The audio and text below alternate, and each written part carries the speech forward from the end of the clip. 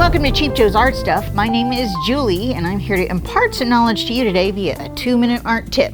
And today's tip is about eyeballs and how you really should think about rendering eyes like they're sisters, not twins.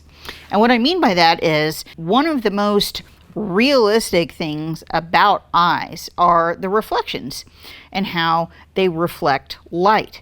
Well, because of the angle of someone's head or the way that they're positioned in the light, you will always have a difference between one highlight and the other.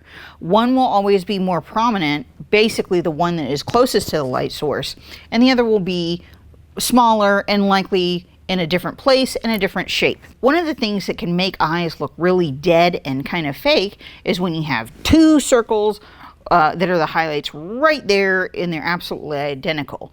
Now, with a lot of today's photography and like those, circle ring lights and stuff like that, it does make for odd reflections, but this one simple rule can make your portraits and any kind of work that you're doing more believable. It makes them more alive looking.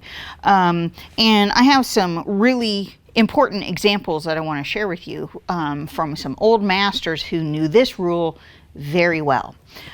So I want to show you a few examples here. The first one is Van Gogh of the Postman, and you can see that even with this straight on, where this figure is just completely facing what would be the viewer, you can see that there are differences in the way that those two eyes are rendered, the way that the light falls around the iris of the eye and the highlight in one, because it's likely seated near a window or something like that. So you can kind of tell that just from the way that the eyes are handled. And then Sophonistica Angulosa. I got that wrong. But it's a self-portrait. This one I think is interesting. She's doing a self-portrait at an easel. That's what this one is called. And one of the interesting things about that is that she also appears to be working near a lit window, because as you can see, the eye that's closest to you as the viewer has a much stronger reflection in it than the one that's farther away. Now, you really can't make out the eyes in the treatment in the painting that she's working on. All you can really see is this weird baby like smell in her face or whatever, but the painting itself is very well executed and makes her form very believable in that environment because of it. And then there's Eastman Johnson. I think this one's really interesting because even with the cast shadow that is from his hat, you can still see clearly that the light source is coming from a specific direction just by the reflections in his eyes.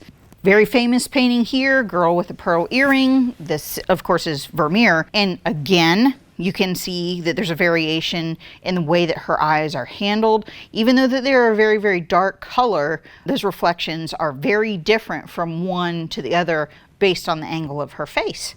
And then the last one is The Boxer. This one's by Constantine Somenov. This one is interesting because even though this is a full body rendering, that you can very, very obviously see where the light's coming from based on his eyes. We're talking about his eyes, folks. Stay focused on his eyes. Hello. And so this one, I think, is an excellent example of even when the eyes aren't the prominent feature, that this simple rule can make a figure much more believable in its environment and in the way it's lit. So keep in mind whenever you're incorporating people into what you're doing that you always treat one eye a little differently than the other based on your light source, because they're sisters, not twins. They're not intended to be identical. So hope this is helpful and hope that you enjoy.